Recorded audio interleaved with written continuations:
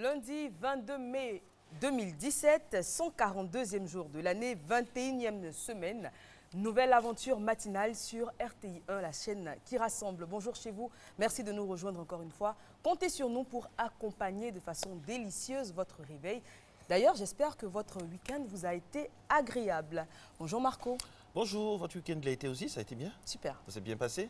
Très bien. Et vous? Tranquille, pépère, tranquille et surtout très heureux de retrouver mon épouse illégitime et fortement illégale, mais bon, l'espoir est toujours permis. Merci d'être avec nous, mesdames et messieurs, pour cette autre porte d'entrée sur RTI1 en direct d'Abidjan. Au sommaire de cette émission, premier rendez-vous de la semaine, bien sûr, on aura en économie, parce que vous savez que lundi, nous parlons économie. Nous allons discuter avec beaucoup de plaisir, en compagnie de M. Marcel Ziaga, parler un peu de la gestion de l'argent par nos enfants. Et puis, dans l'instant de vérité, Gabriel Zani se fera fort donc de recevoir à sa manière pour vous donc une personnalité locale de Toumoudi, Mme Simone Chinan, maire de Toumoudi, qui nous parlera du statut réel des élus locaux, sans oublier le sport qui va accorder une large place, vous le savez, à la brillantissime victoire de la SEC sur l'Africa, aussi du Sacre du Real, mais aussi et surtout d'autres passages du sport sur notre continent ou dans le monde entier. Et puis on n'oublie pas les reportages, les no comments, bref, matin bonheur quoi. Bienvenue, tout de suite on commence avec suivez mon regard.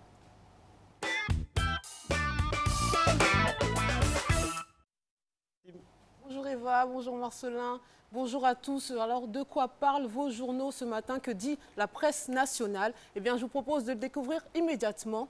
À la une de Fraternité Matin, le sommet islamo-arabo-américain où le chef de l'État, Alassane Ouattara, était présent et on apprend la création d'un centre de contrôle pour combattre le financement du terrorisme. L'autre information concerne le Premier ministre, Amadou Gon Coulibaly, qui affirme ne pas vouloir assister à une nouvelle grève au sujet des fonctionnaires. On poursuit avec la une de l'Intelligent d'Abidjan, qui s'intéresse aux fonctionnaires aussi et revient sur la déclaration du chef de l'État lors de la fête du travail le 1er mai. Et le journal propose aussi le calendrier de tous les dangers, c'est-à-dire 2017 jusqu'à 2020. La une suivante, c'est l'Expression qui titre « Un gendarme meurt enchaîné sur son lit d'hôpital ». Voici le décret qui protège l'État.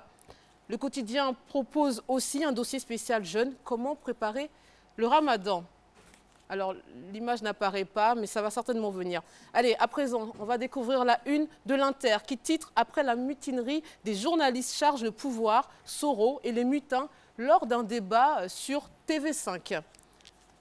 On passe maintenant au quotidien Nord-Sud. Et cette information que je développerai lors de la revue de presse, la perquisition des résidences de Soul to Soul, protocole de Guillaume Soro. Et on apprend que le derby ASEC Africa réconcilie Bouaké. La une de Soir Info va apparaître sur vos écrans. On peut y lire de nouvelles révélations sur les caisses d'armes à Bouaké. Le porte-parole, c'est une autre information, des ex-combattants prévient « Nous n'avons peur de rien ». On passe à la une de Notre Voix qui titre « Après son livre Abobo, la guerre, Leslie Varenne fait des révélations sur la mutinerie ». On apprend qu'à Abobo, les microbes ont attaqué des populations faisant plusieurs blessés. Et on finit avec l'hebdomadaire Hablopolis de cette semaine qui, donc dans le numéro... ce n'est pas le bon numéro qui s'affiche, puisque dans le numéro de cette semaine, il tente de répondre à cette question. Y a-t-il du riz en plastique dans nos assiettes? C'était donc vos titres. Je vous retrouve pour le développement de plusieurs de ces articles aux alentours de 6h25, juste après la rubrique de Serge Dacoury. À tout à l'heure. À tout à l'heure, Miss JJ. On sera très heureux de vous retrouver, bien évidemment, pour cette revue de presse, parce que les articles, du moins la une des articles que nous avons vus, déjà nous a donné l'eau à la bouche, n'est-ce pas, Marco? Actualité très riche, ça donne envie. Sur tous les plans politiques, société, etc., etc. Donc, rendez-vous avant le JT, bien évidemment, pour la revue de presse. Parlons de week-end, justement, Marco. Vous vous êtes découvert l'âme, on dira, d'un explorateur. Vous faites ces temps-ci l'intérieur du pays, vous sillonnez pas mal de grandes villes. Et ce week-end, c'était Divo. Oui, c'était à Divo. Sympathique endroit. Vraiment, on salue toutes les personnes et les personnalités de Divo qui nous ont accordé un accueil vraiment chaleureux. Et puis on me demandait, mais où est votre épouse? Il dit, mais laquelle? Laquelle? J'ai là à Paris. On dit, non, votre épouse de la télé. Il dit, bon, franchement... Alors donc vous êtes officiellement polygame? Officiellement, illégitimement polygame. Je vais voir avec mon avocat si on peut trouver une dérogation spéciale, quoi. Très bien. Alors lui, je ne sais pas son statut matrimonial, célibataire, marié, polygame, on n'en sait rien, mais en tout cas ce qu'on sait, c'est qu'il a de très bons, exactement, de très bons conseils pour vous, des exercices afin de vous permettre de garder la forme. Lui, c'est le coach Fabrice pour la rubrique Gym.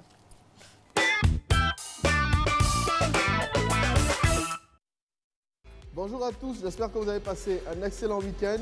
Je suis très heureux d'être en votre compagnie pour cette séance où nous allons carrément faire que des étirements. Alors, pour cette séance, je suis accompagné de Rosemary. Il vous faut juste un tapis et puis top, on part, allez sur le tapis. Rosemary, on descend. Alors, essayez de répéter les mouvements en même temps que nous. On va faire 10 secondes sur chaque mouvement que nous allons faire. Allez, Rosemary, on s'allonge, on tend les jambes et on tend les mains au-dessus de la tête, voilà. Et on tire comme si on allait se déchiqueter en deux. Allez, on tire, 10 secondes. 1, 2, 3, 4. Détendez-vous, respirez.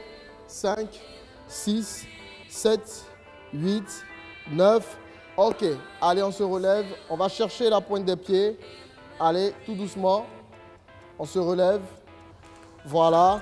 On va chercher la pointe des pieds. Si vous ne pouvez pas arriver jusqu'à la pointe des pieds, OK, que vous êtes à deux, la seconde personne avec laquelle vous êtes peut exercer une légère pression, là, OK, pour pouvoir permettre à ce que vous touchiez la pointe de vos pieds. Allez, on maintient 10 secondes. 1, 2, 3, 4, 5, 6, 7, 8, 9. OK, on va écarter les jambes, Rosemary. Voilà, on va aller seulement sur la jambe droite. Allons-y, allez. On fait rentrer la tête comme si le front allait toucher le genou. Allez, 1, 2, 3, 4, 5, 6, 7, 8, 9 et 10. On part de l'autre côté. Allez. 1, 2, 3, 4, 5, 6, 7, 8, 9, 10. On part tout droit au milieu maintenant. Allez, on va chercher le plus loin possible. Allez. 1, 2, 3, 4, 5, 6, 7, 8, 9. OK. Allez, Rosemary, on s'allonge une nouvelle fois. OK. Donne-moi la jambe droite. Là, vous levez une jambe. OK. Si vous êtes à deux, je précise, c'est préférable même de faire cette séance d'étirement à deux. Sinon, vous levez la jambe droite, vous mettez les mains à plat pour essayer de bien étirer toute la partie, je dirais, extérieure, c'est-à-dire les ischio-jambiers, le mollet. OK. Donc, on exerce une pression au niveau de la pointe des pieds. Là, Rosemary, tu sens que ça tire. OK. Allez, on bloque là 10 secondes. 1, 2, 3, 4, 5, 6, 7, 8, 9. OK. On casse juste au niveau du genou. On pousse la jambe dans le ventre. Allez, vous pouvez le faire tout seul. Vous exercez une pression là, au niveau de votre genou. Allez, 1, 2, 3, 4, 5, 6. Détendez-vous, respirez. Rosemary, respire. 9. OK. Allez, Rosemary, tu tends les bras là, voilà. Et on pousse la jambe à l'opposé. Allez, 1, 2, 3, 4, 5, 6, 7, 8, 9. OK, super. Allez, on tend cette jambe. Tu me donnes l'autre jambe, la jambe gauche. On fait pareil. OK, tout seul, qu'est-ce que ça donne? Tends la jambe droite, s'il te plaît, Rosemary. Alors, essaie d'attraper cette jambe-là. Voilà. OK, un peu plus haut légèrement. Et puis, tu tires, tu respires. 1, 2, 3. Si vous êtes seul chez vous, voici comment vous pouvez faire cet exercice. 4, 5, 6, 7, 8, 9. OK, on casse là. OK, cette fois-ci, la pression se met, voilà, à ce niveau-là, au niveau du genou. Allez, 1, 2, 3, 4, 5, 6, 7, 8, 9, 10. On part à l'opposé. Allez, voilà. Super. 1, 2, 3, 4, 5, 6, 7, 8, 9. OK. Alors, Rosemary, on va se mettre sur le ventre. OK, pour continuer avec toujours les étirements. On met les mains à plat. OK, on creuse le bas du dos et on regarde vers le ciel. Allez. Il faudrait que tout le corps soit tendu. Descends un peu plus bas, comme si on allait faire des pompes. Allez, descends. Voilà. On regarde maintenant le ciel. Super. Allez, 1, 2, 3, 4, 5, 6, 7, 8, 9, 10. On regarde la jambe droite, là, dans la même position. 1, 2, 3. La jambe reste tendue. 4, 5, 6, 7, 8, 9, 10. De l'autre côté, on fait pareil. Allez, 1, 2, 3. On tend bien les jambes. 4, 5, 6, 7, 8, 9. OK. Bravo à Rosemary qui a réussi à faire tous ces exercices. J'espère que chez vous aussi, vous avez pu nous suivre. Répétez ces exercices les matins, ça va vous donner plus de punch pour entamer la journée. Les soirs aussi, ça va vous permettre de bien vous relaxer avant d'aller au lit. Donc, n'hésitez pas à les faire chez vous. Moi, je vous donne rendez-vous demain pour une autre session de gym. Allez, à vous sur le plateau. Oui, sur le plateau, nous sommes très heureux, hein, coach Fabrice. Et puis, on salue Rosemary aussi. Hein, Il y a beaucoup de succès ici. Beaucoup de succès sur ce plateau. Donc, Rosemary, coach Fabrice, si vous retrouvez Rosemary, dites-lui qu'on la salue. Et on loue vraiment son effort et son don de soi pour vraiment ces séances-là. Voilà, merci Rosemary. Alors, Rosemary, pardon, Eva, la suite de cette émission.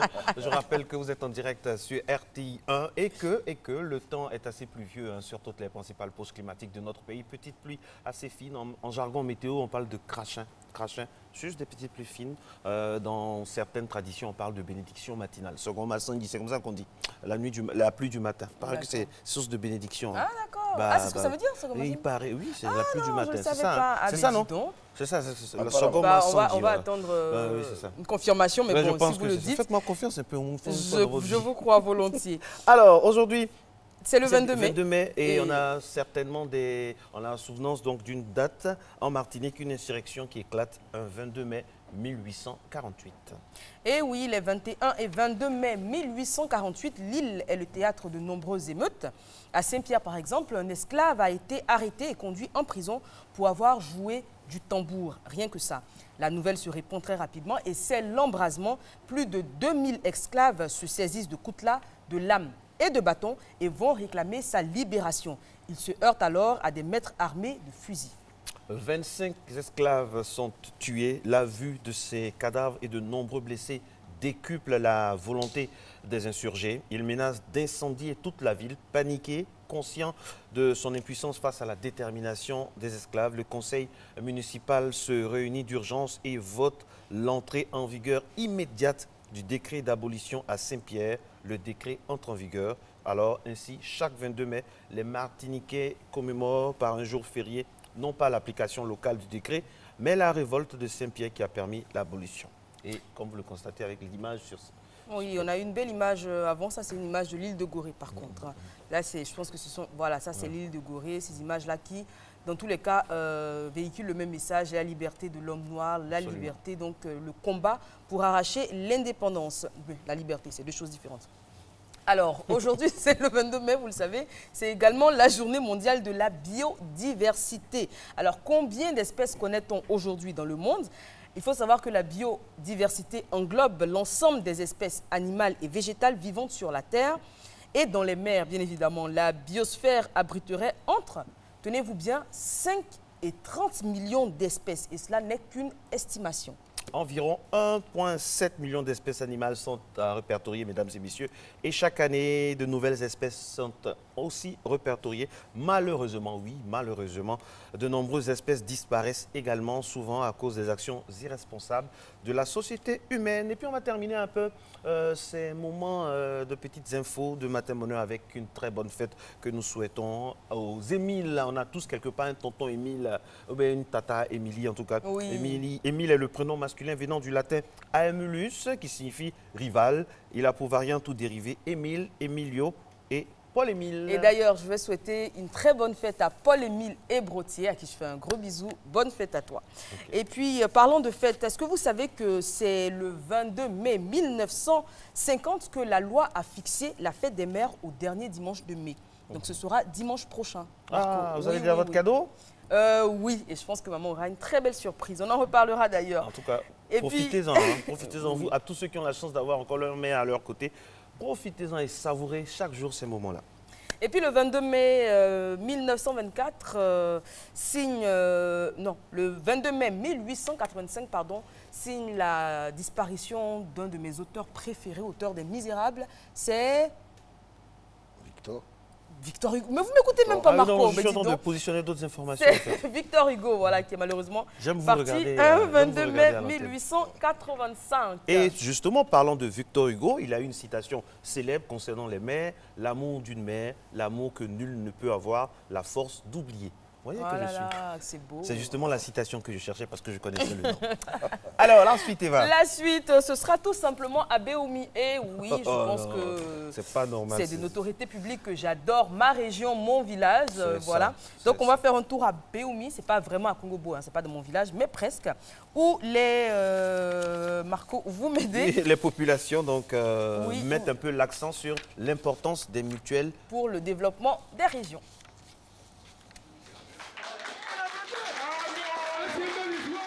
Emmanuel Kwasi est investi président de la mutuelle de développement de Kwadio-Sakassou, département de Béoumi. Désormais, c'est à lui et son bureau que revient la tâche de penser les stratégies pour sortir le village de son état de précarité. Il s'agit de doter le village de beaucoup d'infrastructures, dont le centre de santé, la cantine scolaire, le foyer polyvalent, beaucoup de choses.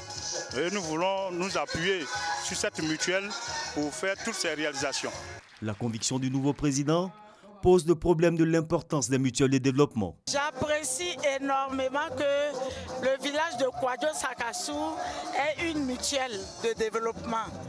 Parce que c'est la mutuelle de développement qui est en quelque sorte la personne morale habilitée à impulser le développement. Une mutuelle est un outil de développement sur lequel l'administration s'appuie pour atteindre ses objectifs. Interlocuteur entre l'administration et les communautés villageoises, les feuilles de route d'une mutuelle à une autre contiennent pratiquement les mêmes préoccupations. À Bourebo, j'ai un grand problème au niveau de maternité. Alors, maternité, la région est très loin de Béoumi. Mais s'il y a un cas, on transporte les femmes sur moto. En tout cas, ça nous manque de véhicules. Une ambulance. Il y aura une levée de consultation où tous les membres, tous les planteurs, les cadres qui sont fils de Bourebo doivent participer pour le développement du village. Donc, à part ce que le gouvernement va faire, nous aussi, on doit donner notre contribution pour que le gouvernement puisse nous aider. Espoir des populations rurales, les membres de cette assemblée le savent très bien. Et chaque occasion, comme ici pendant la fête de Pâques, est une opportunité pour se réunir et trouver ensemble les voies des résolutions des problèmes. Voilà, c'est un reportage, hein, mesdames et messieurs, pour vous montrer un peu l'importance des mutuelles de développement. Et surtout, c'est très en vogue hein, en pays baoulé. C'est pour ça que pendant la Pâques, ils se retrouvent, ils descendent vers leur zone de naissance et vraiment, ça permet de faire le point. Allez, on va faire le point également du sport sur Matin Bonheur. Vous savez que chaque lundi, c'est l'instant d'Akouri.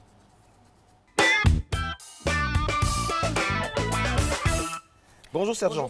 Bonjour, bonjour Eva, bonjour Marco. Comme depuis un certain temps, on démarre avec le volleyball. Oui, volleyball en Côte d'Ivoire, 8e journée du championnat national de volleyball. C'était le stade Robert Champrou de Marcory qui accueillait donc les compétitions en volleyball, aussi bien en dames qu'en hommes. Eh bien, les résultats sont les suivants. La société Omnisport de l'armée, qui était opposée à l'INJS, l'Institut national de la jeunesse des sports, a gagné ce match 3-7-2. La deuxième opposition mettant en prise Son, qui était opposé à l'équipe de relève, eh bien Son a disposé de relève 3-7-0. Figurez-vous qu'une ville de Côte d'Ivoire, Tafiré, participe à ce championnat. Eh bien Tafiré a pris le meilleur sur relève 3-7-0.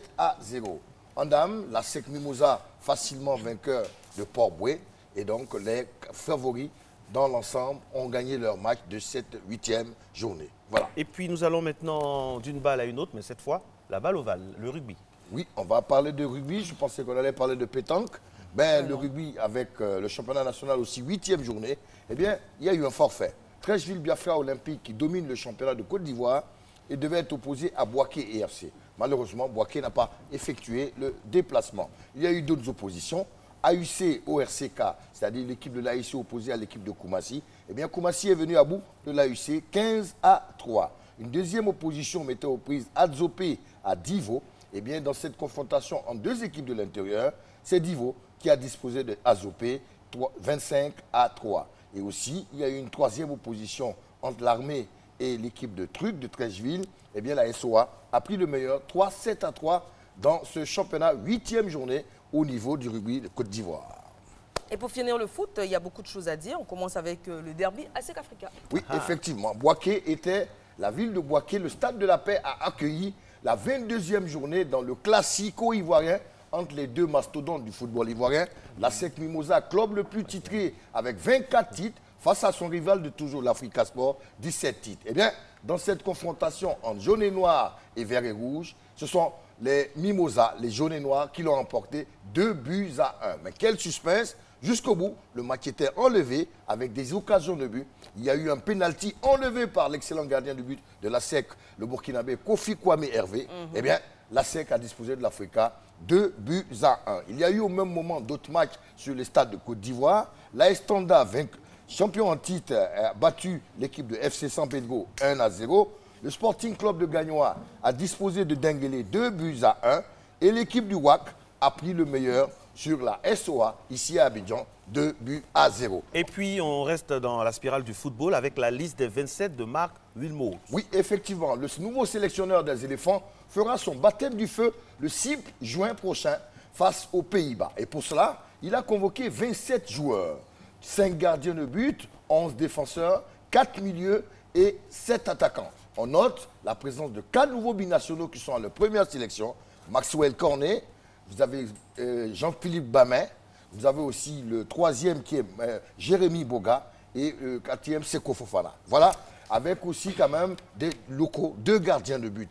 Il faut noter que Marc Wilmot jouera contre les Pays-Bas le 6 juin et la Côte d'Ivoire fera encore son deuxième match le 10 contre l'équipe de la Guinée. Ça, c'est dans le cadre des éliminatoires de la CAN 2019. 2 matchs pour nos éléphants. D'accord. Nous sommes obligés d'arrêter ici parce que Fatim piaffe d'impatience pour rester donc dans le calage horaire. Je rappelle que rapidement, on peut parler du Real qui est champion d'Espagne depuis hier officiellement. Ouais. Merci beaucoup, Serge. Merci, à bientôt. Serge Dakouri. Fatim Diédié s'installe pour sa revue de presse. Très rapidement, le temps de dire que ça a été très impressionnant pour parler de ASEC Africa, de voir par exemple, Marco, je ne sais pas si vous avez remarqué sur les réseaux sociaux, les photos de profil qui ont changé aux couleurs de l'ASEC ou de l'Africa. Ça changeait un peu du Real, du Barça.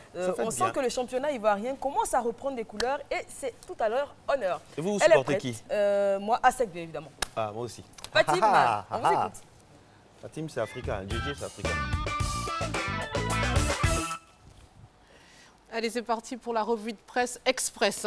Alors, on commence avec l'éditorial de Venance Conan à lire dans Fraternité Matin. Alors, selon lui, depuis que des soldats ont fait irruption sur la scène pour braquer l'État, certaines personnes se mettent à croire ou espérer que le régime tombe. Et certains des idolâtres d'hier commencent à piétiner leurs fétiches. Le journaliste s'interroge, peut-on nier tout le travail de redressement abattu en 5 ans est reconnu à l'international? Peut-on balayer du revers de la main toutes les réalisations qui ont redonné espoir et vie à un pays qui était exsangue et agonisant il y a seulement 6 ans? Mais, car il y a un mais, Venance Conan affirme que certes, personne n'a apprécié la sortie des soldats, mais cela rappelle combien il est difficile de sortir d'une crise armée. Et oui, si nous avions accepté le jeu démocratique des urnes il y a 6 ans, nous n'aurions pas affaire à ces personnes qui nous prennent en otage. C'est pourquoi il propose de regarder devant et chercher comment régler cette problématique sans qu'il ne nous cause davantage de désagréments. Et surtout, comment bâtir une vraie armée à partir de cette expérience. On poursuit selon Nord-Sud. Des éléments de la maréchaussée ont perquisitionné la résidence de Kamagaté Souliman, dit Soul to Soul, directeur du protocole du président de l'Assemblée nationale, sur mandat du procureur de la République. Ils sont repartis avec un ordinateur trouvé sur place ainsi que d'importants documents. Et selon l'article, les mutins se seraient rendus donc, au cours de leur récent mouvement d'humeur dans l'une des résidences du mis en cause pour s'emparer d'importantes quantités d'armes. On va encore s'intéresser aux conséquences de la mutinerie. Et là, c'est l'Inter qui indique que M. Méambli Évariste était chez M. Sangaré pour lui présenter son groupe parlementaire Agir pour le peuple et sa vision. C'est pendant ces échanges qu'il a exprimé son vœu de rendre visite à l'ancien président ivoirien Laurent Gbagbo en lui présentant une copie du courrier qu'il a déjà adressé à la CPI. Pour le reste, il a exposé la vision du groupe parlementaire Agir pour le peuple, à savoir la promotion du dialogue et le vivre ensemble sur toute l'étendue du territoire national, la libération de l'ex-président Laurent Gbagbo, son épouse Simone et de Charles Blé Goudé. Alors, visiblement touché par l'initiative du groupe parlementaire, Aboudraman Sangaré s'est félicité de cette démarche et de la grande marque de considération et de courtoisie. Je crois que je vais m'arrêter là pour la revue de presse. Ou j'ai encore du temps? À vous de me dire. Alors, on continue alors. Dommage, on va s'arrêter là pour aujourd'hui. C'est tellement bien fait qu'à tout moment, Fatim peut s'arrêter. Ça montre de la concision de Fatim qu'on va retrouver avec beaucoup de plaisir. Demain, c'est ça. D'ici là, le journal s'installe avec bien avant la météo. Et pour ce 22 mai, la première édition du 6h30 de Matin Bonheur, c'est Maïsakou. On y va.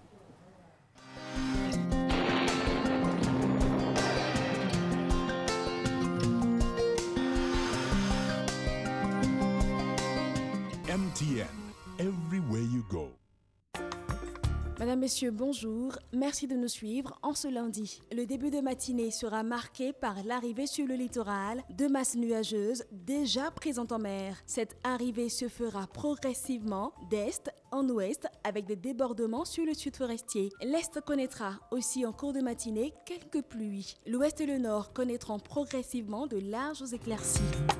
Les températures au lever de ce jour, 26 pour la ville d'Abidjan, 24 degrés pour Adiaké et Bandoukou, 23 degrés pour Boaké et Daloa, 24 à Dimbokro, 23 dans le Go et le Poro, 22 degrés pour le Tompi et la ville d'Odiéné, la maximale de 26 relevée à San Pedro, 25 pour Sassandra, 24 pour Tabou et Yamoussoukro. Cet après-midi, le soleil reprendra le dessus sur l'ensemble du pays au cours de la première moitié de l'après-midi. Par la suite, l'on observera l'apparition progressive de nuages dans le sud forestier, au centre, à l'est et à l'ouest. Ainsi, pluie et orages éclateront en fin de période sur ces zones. Côté valeur, de 30 à 32 degrés, notons 31 degrés pour deux villes, Abidjan et Adiaké, 33 degrés pour la région du Gantougo, 32 pour la ville de Boaké, 31 degrés à Daloa, 32 à Dimbokro, Gagnoa, Korogoyman, 31 degrés à Odiéné, 30 pour San Pedro et Sassandra, 31 degrés à Tabou et à Yamoussoukro. L'essentiel du temps de ce lundi est fait. À tous et à toutes, très bon début de semaine.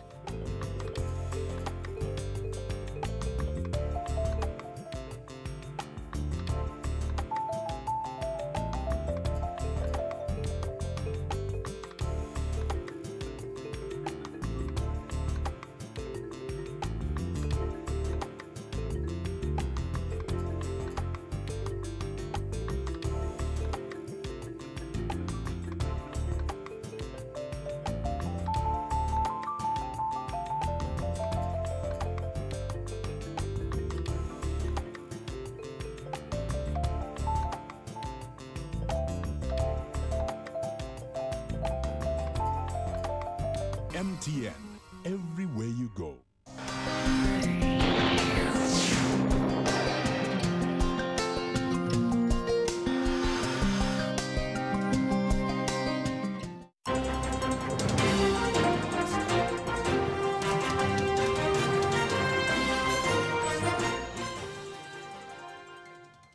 Bonjour à tous et bienvenue dans ce 6h30.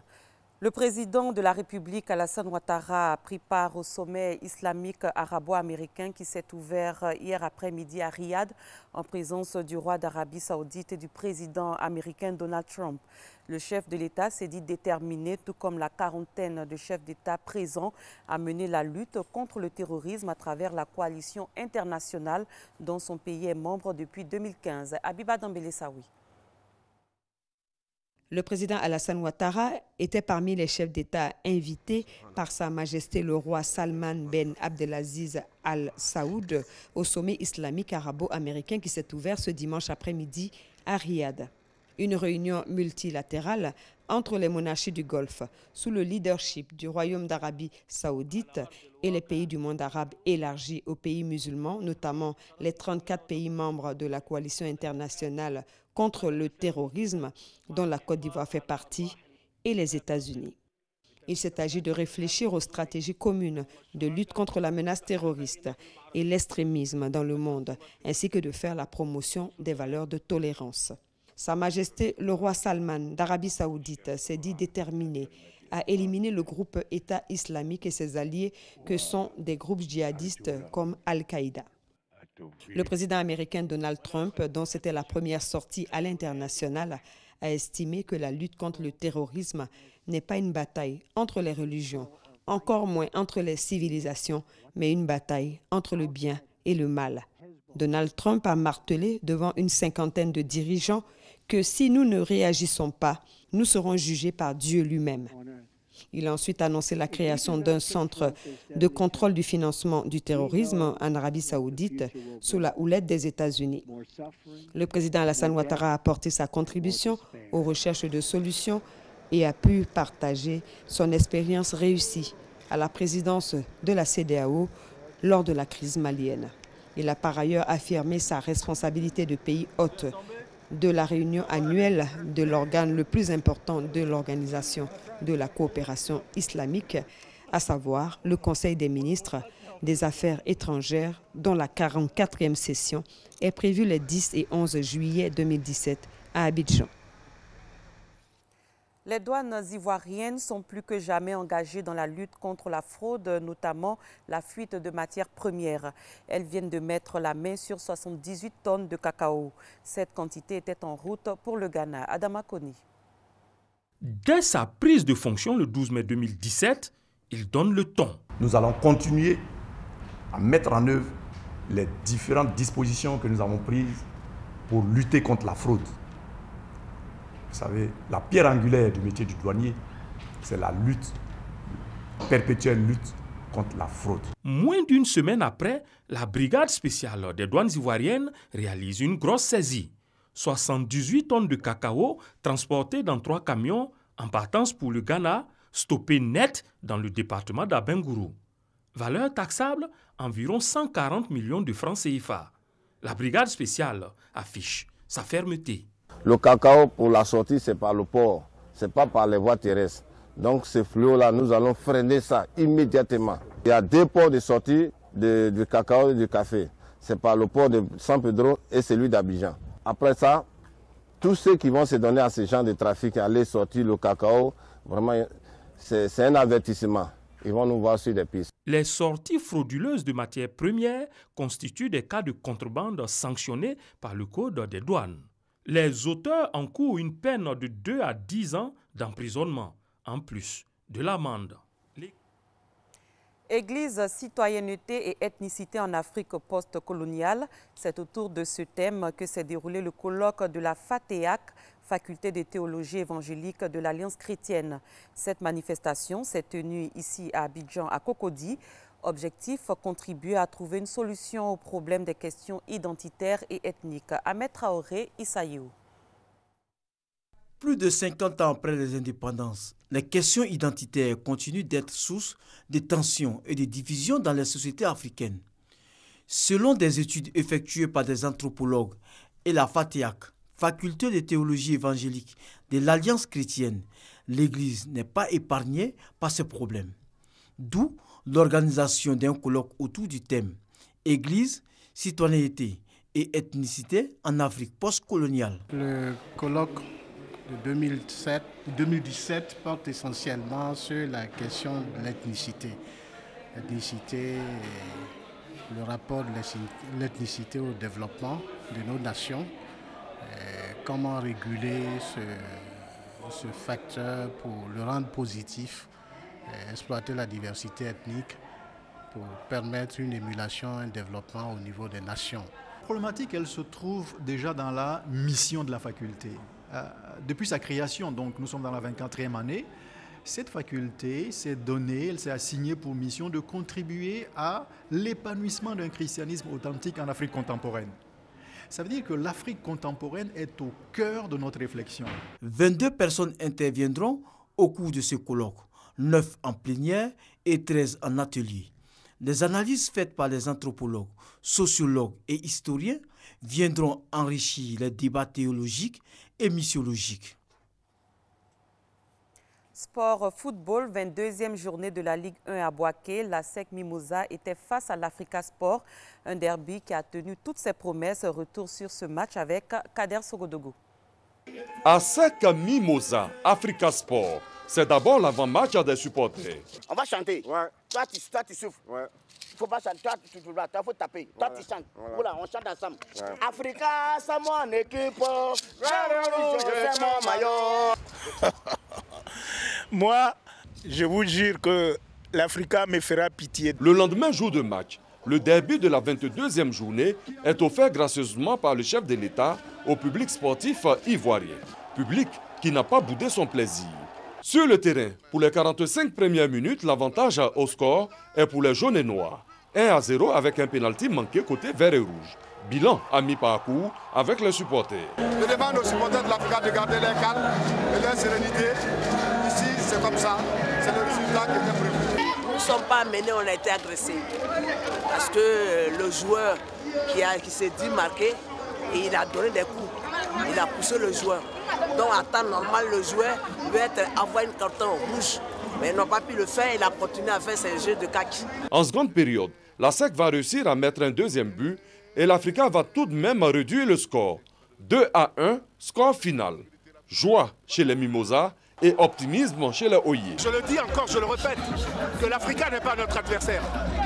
Notre adversaire, c'est l'OAC. Leur entraîneur est mon fils. Mais croyez-moi, il va revenir. Mais ils ont un petit gamin, là, le petit 23, là. Ils n'ont qu'à se méfier parce que la vitrine, c'est la SEC. À l'Africa, qui les connaît? Mais je pense que c'est un clin d'œil que je lui fais. Je suis entièrement satisfait de la prestation de mes joueurs. On peut perdre, mais quand on joue crânement et que vraiment on domine le match, on le perd comme ça, vraiment, moi, je dis à mes joueurs, et puis je vais payer les primes. Je m'en vais payer les primes tout de suite. Parce que mes joueurs ont très bien joué. On mérite la victoire. Le derby à SEC Mimosa, Africa Sport, aura tenu toutes ses promesses. C'est une contribution pour la paix. En tout cas, on a joué notre partition. On espère que ça va donner du bon au cœur à la population de Boaké. Merci à tous ceux qui sont venus. Souvenir de Boaké, cette belle image des supporters de l'Africa Sport avec le premier responsable Bailly Antoine. Malgré la défaite, la joie a eu sa place. C'est Boaké qui aura gagné. À l'étranger, en Libye, les forces loyales à Khalifa Haftar, chef autoproclamé de l'armée nationale libyenne, ont mené dans la nuit de samedi à dimanche des raids aériens contre les positions rivales dans le sud libyen en réponse à l'attaque meurtrière qui avait visé jeudi leur base dans la région. En Turquie, le président Recep Tayyip Erdogan est redevenu hier au cours d'un congrès extraordinaire le chef du Parti de la Justice et du Développement AKP, comme prévu par la révision constitutionnelle adoptée par référendum le 16 avril. C'est la fin de ce 6h30. Merci de l'avoir suivi. Excellent début de journée à tous et à toutes. Merci Maï. Bonne journée. Bonne journée. Et j'aimerais, Marco, qu'on revienne sur ce fameux derby qui a réveillé la ville de Boaké. C'est bon pour l'économie déjà de la ville, de la zone. C'est bon également pour la société. Il y a longtemps qu'on n'avait pas vu un tel engouement pour des équipes locales. Et aujourd'hui, est-ce que pour la SEC, par exemple, ça ne se justifie pas par... notamment, c'est Aristide, prof international très connu, qui joue aujourd'hui là-bas. Non, je pense que ça va au-delà. Parce que les reproches qu'on peut faire au championnat, c'est qu'on trouve peut-être qu'il n'est pas très glamour, il n'est pas très sexy. Les autres générations, les autres générations, je vais dire, dans les années 80-90, on vibrait à SEC, Africa. Combien de jeunes par exemple. Combien de jeunes aujourd'hui écoutent les matchs de poste? Parce qu'il n'y a pas de joueurs, il y a peut-être plus de joueurs aussi charismatiques, emblématiques comme par le passé, mais franchement, il faut reconnaître que la fédération fait un effort, organiser le match comme ça, créer du buzz autour. Ça fait que, pour une fois, le week-end, on a moins parlé de la rivalité OM-PSG ou Barça-Real. Par exemple. Et on sent un engouement autour de nos équipes locales. Et franchement, c'est le championnat qui gagne. Et moi, ça me fait, Vous allez au stade? Plaisir. Du tout. Pas du tout. En fait, la première fois que je suis allée au stade, j'ai été surprise de ne pas entendre de commentateurs. Moi, je pensais qu'il y avait un commentateur sur les stades, en fait, puisque je regardais les matchs tout le temps à la télévision. Le match démarre, je n'entends aucune voix, je ne comprends pas le match. Et on me dit non, il n'y a pas de commentateur, c'est uniquement la télévision. Comme me dit, pas très intelligente toujours. Comme me dit une amie, quand on va au stade, mais on n'a pas vu le ralenti. Mais oui, on voit rien. Mais Moi, au stade, là, pas il n'y a pas de ralenti. J'étais par exemple à Malabo, à Bata, pardon, pour la finale de la CAN 2015. Et j'ai préféré le match quand je l'ai vu à la télévision parce que franchement, le stade, c'est pas pour moi. Elle est installée avec son invité. C'est Gabriel Zani qui est installée donc pour la rubrique Instant Vérité. Vous le savez, aujourd'hui, elle reçoit Madame Simone Chinan, qui est maire de Toumoudi. Et elles vont débattre sur le thème suivant, quel statut pour les élus locaux. Bonjour Gabriel. Bonjour Zani. Bonjour ma belle équipe, l'équipe que j'aime.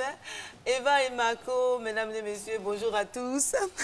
C'est avec beaucoup de plaisir aussi que je vous retrouve dans Matin Bonheur et bien évidemment dans Instant Vérité. Monsieur le maire, Madame le maire, qui est-il? Est-ce celui ou celle qui doit rendre notre commune toute belle? Est-ce celui ou celle qui est chargé de réparer nos routes?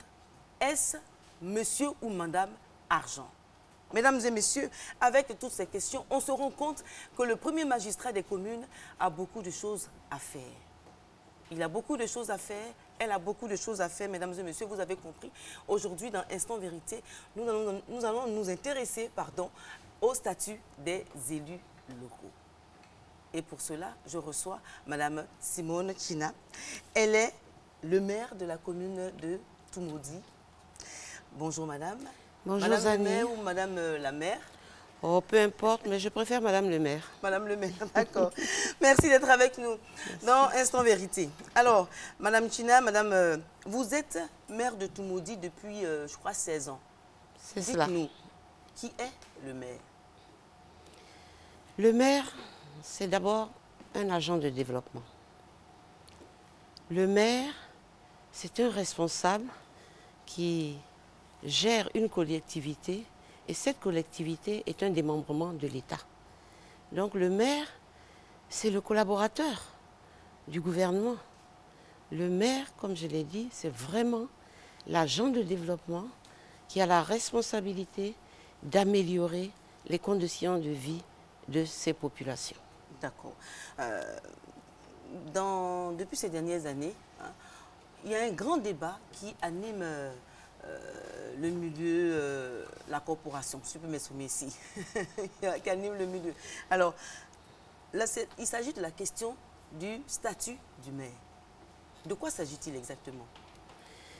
Alors, il faut savoir que la décentralisation est née en Côte d'Ivoire à partir des années 80, 1980. Donc, il est évident qu'il y avait des textes qui régissaient un peu le fonctionnement des collectivités. Mais nous sommes aujourd'hui en 2017 et beaucoup de choses ont évolué, le monde évolue, notre pays évolue, nos populations augmentent, nos charges augmentent. Et donc, il est bon de s'arrêter à un moment donné pour faire l'état des lieux et pour voir quel est le véritable statut que l'on doit donner aux collectivités. Parce qu'en 1980, c'était 37 communes. Aujourd'hui, c'est 197 communes, 31 régions, 2 districts. Les choses ont évolué, les choses ont changé. Et au fil du temps, on se rend compte aussi qu'il y a certains obstacles à la véritable décentralisation. Donc, en 2014, à l'occasion de l'Assemblée générale de l'Association internationale des maires francophones, les pays de l'UMOA, les pays africains de l'UMOA, donc, ont posé le problème du statut des maires pour voir comment, dans la sous-région, on pouvait harmoniser certaines choses parce que finalement, nos problèmes sont sensiblement les mêmes. Oui, vos problèmes sont sensiblement les mêmes, mais on va mettre 4 sur table. D'accord. Alors, dites-nous, de quelles difficultés s'agit-il? De quel statut parlez-vous? Qu'est-ce que vous voulez? Expliquez-nous les choses clairement. Un statut, c'est quoi? Un statut, c'est l'ensemble des dispositions législatives, réglementaires, qui sont donc élaborées pour permettre aux collectivités de bien fonctionner. Voilà, donc c'est un ensemble de textes. Des textes, il y en a en Côte d'Ivoire. D'accord. Maintenant, que disent ces textes par rapport aux maires, de façon plus précise, de leurs conditions de travail, de leurs conditions de vie? Bon, justement, le statut, les textes actuels ne parlent pas des conditions de travail du maire, ne parlent pas des conditions de vie du maire. Donc, c'est la raison pour laquelle nous voulons mettre l'accent sur ce qui peut nous permettre de travailler, d'agir avec célérité. Et qu'est-ce qui peut, vous permettre de travailler et d'agir avec sérénité? C'est quoi, par exemple? D'abord, qu'on nous confie qu'on nous rende plus responsables, plus d'autonomie financière. Qui est à l'État, ensuite, de nous évaluer, de nous auditer, de nous contrôler et de nous sanctionner. Quand vous dites cela, vous avez un budget?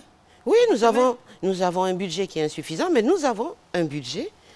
Nous avons un budget qui est géré par les services des finances qui sont autonomes, totalement. Donc, nous sommes, si vous voulez, ordonnateurs de nos dépenses. Mais nous n'avons aucune signature sur nos comptes. Sur les comptes de la mairie, nous n'avons aucune signature. Donc, le trésorier est autonome. Nous ne nous plaignons pas de cela. Mais nous souhaitons que les moyens qui doivent accompagner la décentralisation soient mis à la disposition des maires pour faire leur travail. Bien. Donc, autrement dit, c'est parce que les moyens ne sont pas mis à la disposition des maires que vous êtes. C'est pour cette raison que les villes sont dans de tels états. Pas uniquement, en partie. En partie. Expliquez-nous, comment? Je vous donne l'exemple de la salubrité, qui est d'actualité d'ailleurs. Depuis 2007, il nous a été retiré la taxe sur les ordures ménagères, sur l'enlèvement des ordures ménagères. Vous savez que sur vos factures d'électricité, il y a une taxe pour l'enlèvement des ordures ménagères.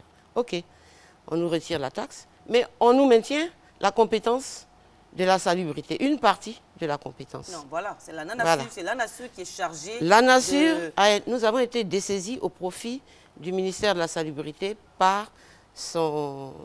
Donc c'est pour cette raison que les villes sont ce qu'elles sont, les communes ivoiriennes sont ce qu'elles sont, c'est cela? Écoutez, la NANASUR est chargée d'assurer l'assainissement, le ramassage des ordures sur l'ensemble du territoire de la Côte d'Ivoire. Pour le moment, elle le fait entièrement sur Abidjan. Mais nous, les petites communes, on n'a pas la NANASUR sur notre territoire. Nous sommes loin. Mais c'est à vous de proposer à la NANASUR des moyens ou encore de faire des propositions plus concrètes pour que l'État nous retire, l'État nous retire une compétence. Oui. Nous n'allons pas nous battre avec la NANASUR. La NANASUR doit assumer... Vous proposez, pas vous battre, vous proposez. Doit assumer sa charge. Vous êtes chargé de la continuité de l'action gouvernementale. Absolument. Dans ce sens-là, vous pouvez négocier, vous pouvez proposer à la NANASUR de travailler en collaboration avec vous, parce que les villes se meurent. Vous êtes maire de tout le monde. Je suis absolument d'accord avec vous. Nous avons eu la chance, pour nous, qui avons eu la chance de faire, je vais dire, des missions à l'intérieur de la Côte d'Ivoire, du nord au sud, du sud, je vais dire, à l'est ou à l'ouest. On voit que toutes les communes sont pareilles. L'insalubrité est vraiment... je vais dire, commune à toutes les villes et communes de Côte d'Ivoire. Je suis absolument d'accord avec vous. Je pense que la gestion des ordures ménagères, c'est une gestion de proximité. Donc cette gestion, à mon sens, devrait être laissée aux maires. Parce que vous ramassez des saletés à 18 h le soir, à 8 h du matin, il y en a. Et malheureusement, la NANASUR, qui a de bonnes intentions pour nous, hein, il faut le dire, nous pouvons dire que dès l'arrivée de Madame la ministre Anouloto à ce département-là, elle a pris contact immédiatement avec les maires. Donc, elle et nous savons ce qu'il faut faire. Mais malheureusement, peut-être qu'elle n'a pas eu le temps encore d'arriver dans nos communes. Non, mais il coince que la NANASUR n'est pas sur le terrain. La ministre de la Salubrité a rencontré les maires. Oui. Mais alors? dans Oui. ces réunions-là, dans ces Oui. rencontres, dans ces entretiens, vous pouvez tout simplement... Nous avons, faire elle des a promis, propositions. oui, elle a un Alors, plan d'action, donc, mais elle n'y est pas encore parvenue. Et depuis 2007, nous n'avons pas d'argent pour ramasser les ordures ménagères, mais nous sommes obligés prélevez des de le taxes. faire. Vous avez un budget. Nous ne prélevons pas de taxes sur l'ordure ménagère. Non, non, non, non, non. Voilà. Dans les marchés, dans les Oui. marchés, dans les Oui. commerces, vous prélevez des Oui. taxes. Alors, vous avez un budget Oui. qui vous est alloué Oui. par l'État, par le Oui. gouvernement. Absolument. Alors, avec ça, vous pouvez quand même faire des planifications. On fait le minimum qu'on peut faire. On fait le minimum. Je vous dis, nous n'avons pas Mais la ce responsabilité. minimum-là, vraiment, il est, je vais dire, il est très minimum. là. N'oubliez pas que vous sortez d'une crise. Je prends ma simple commune. J'ai accueilli en 2002 25 000 déplacés de guerre. Sur les 25 000, 15 000 sont restés à Autrement Touloudi. dit, La population les a maires- doublé. Oui, les maires n'ont rien. C'est cela? Je ne dis pas les maires n'ont rien, les maires n'ont pas suffisamment de moyens. La population a Qu'est-ce doublé, rien n'a augmenté au niveau des moyens donnés aux Parlons maires. simplement, Madame D'accord, Kina. oui. Parlons simplement, qu'est-ce que vous voulez? Nous Vous voulez voulons quoi? qu'on nous ristourne la part légale qui revient aux maires pour la gestion de leur commune dans sa totalité. Voilà. Vous voulez... Certaines ristournes fiscales sont faites. D'accord. Dans ce mais sens-là. pas dans leur entièreté. D'accord. Voilà. Alors, dans un entretien que nous avons eu, vous avez parlé aussi de la volonté des maires d'être formés. Absolument, absolument, parce qu'il n'y a pas d'école pour être maire. Vous pouvez être maire parce que vous avez une ambition, vous avez réussi à être élu. Vous pouvez être maire parce qu'on vous y a poussé. Vous pouvez être maire parce que votre parti politique vous a demandé de représenter le parti. On devient maire de différentes manières.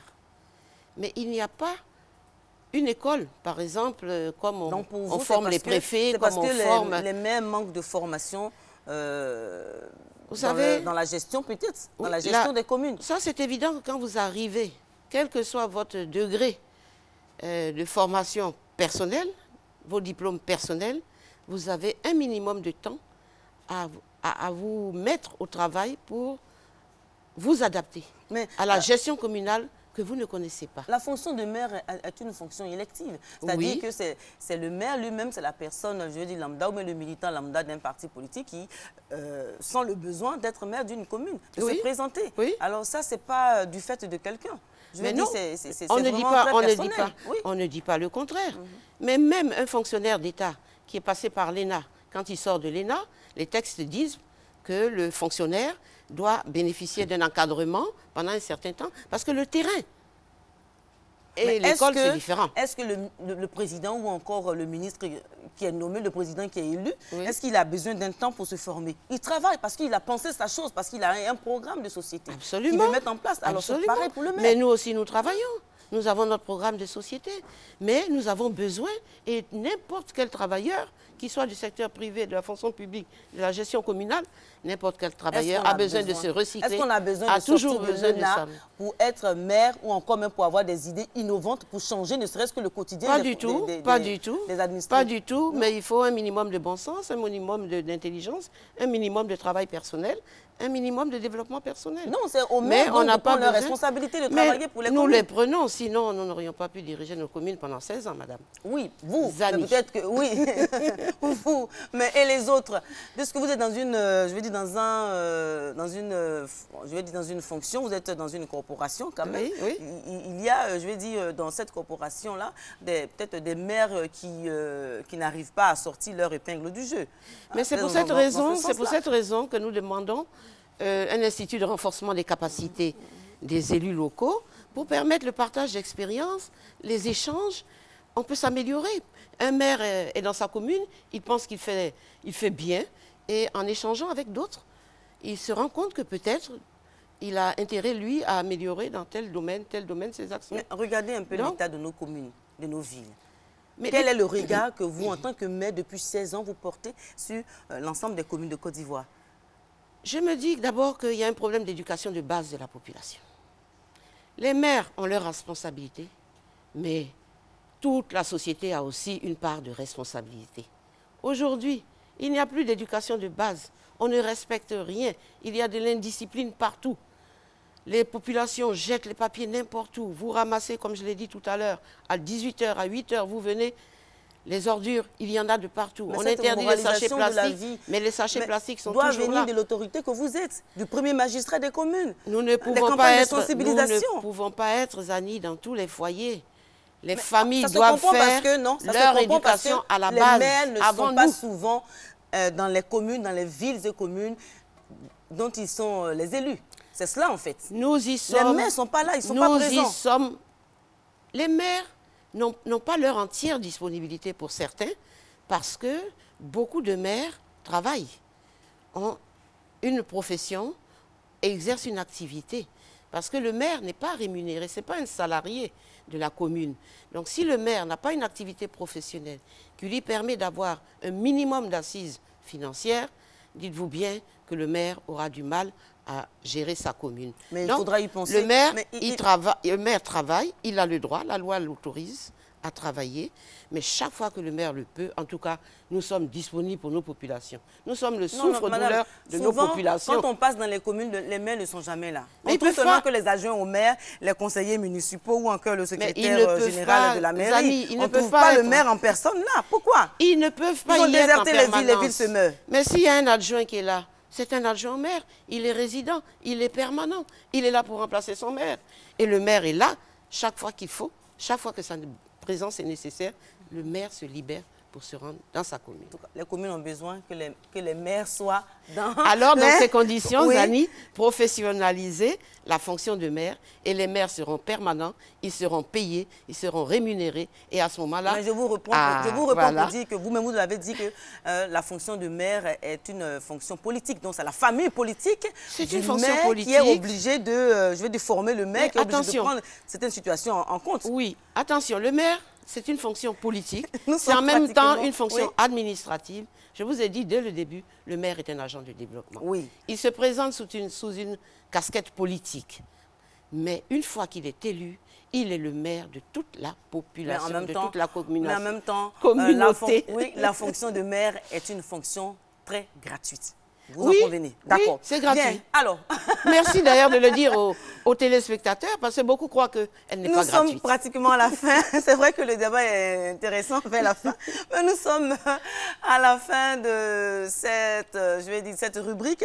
Responsabilité, indemnité. Mesdames et messieurs, les sujets essentiels pour les élus locaux sont vraiment... mérite mieux, que de simples mesures ponctuelles, n'est-ce pas? Voilà, absolument. Pour aller dans votre sens, juste un peu. Mais les populations ont besoin que les maires soient présents pour que les villes aient fier à lui, pour que le maire travaille, n'attende pas un statut, n'attende pas une rémunération quelconque pour pouvoir travailler, parce que le maire choisit d'être dans une commune et il doit travailler pour cette commune, pour le développement de la commune. Absolument. Alors, mesdames et messieurs, c'est donc la fin de Instant Vérité, mais je vous repasse la main, Eva et Marco. J'étais ravie d'être en votre compagnie. Merci et puis on se retrouve à lundi prochain. Merci Gabriel. Et nous remercions également son invité, Mme Simone Chinan, c'est ça, hein, je rappelle, maire de Toumoudi. Sympathique endroit hein, qu'on retrouve sur la route de Yamoussoukro. Merci d'être avec nous. Il est exactement 7h à Toumoudi et aussi au quartier millionnaire à Divo. Merci d'être avec nous. La dernière ligne droite de cette émission va être consacrée bien sûr à l'économie. Et dans l'économie, nous allons parler donc des choses de tous les jours. Hein. Comment inculquer l'apprentissage de l'argent aux enfants. C'est tout un programme et c'est notre spécialiste donc, de l'éco, Marcel Diaga, qui s'y colle. Jingle, éléments explicatifs, postulat et on se retrouve pour la discussion.